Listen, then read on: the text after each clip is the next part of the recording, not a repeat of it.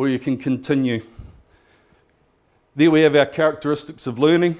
And again, it's notional at the moment, but when you're in setting, you've created the provision and you know the child.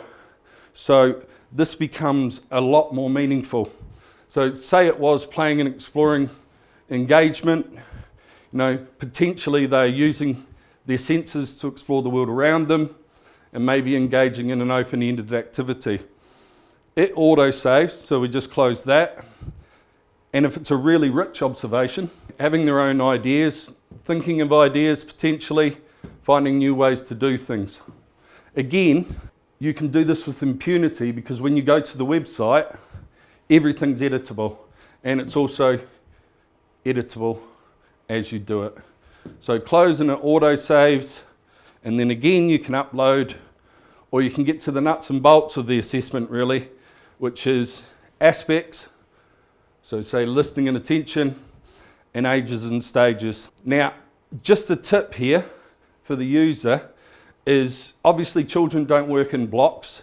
They'll be working predominantly in an age and stage, and then also beginning to evidence development at a higher age and stage. So it's a good idea, say this child's predominantly working at 30 to 50, to also consider the 40 to 60. Now, that'll be more meaningful when I show you the website. However, it just means that you don't go from block to block and start from blank when they move an age and stage. You've already got a developing picture. Again, this will auto-save for you. You can deselect, and if it's particularly rich, quite often there is an overlap between aspects, then you can go into a further aspect and evidence that. Now simply, the richer the observation, without imagining or creating learning that's not there, if it's rich and you acknowledge it, that observation will work a lot harder for you in relation to gaining evidence for the individual in the group.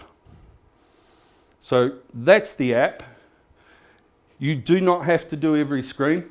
The minimum required is evidence, i.e. photo, video, or written, and a child or children, so that it's tagged to, so it can go to the right area of the website. You can also travel back in the observation and revisit points. Maybe it was that you took the evidence, you tagged it to the ages and stages, and then you came back after reflection and felt you could write more meaningful, more formative comment.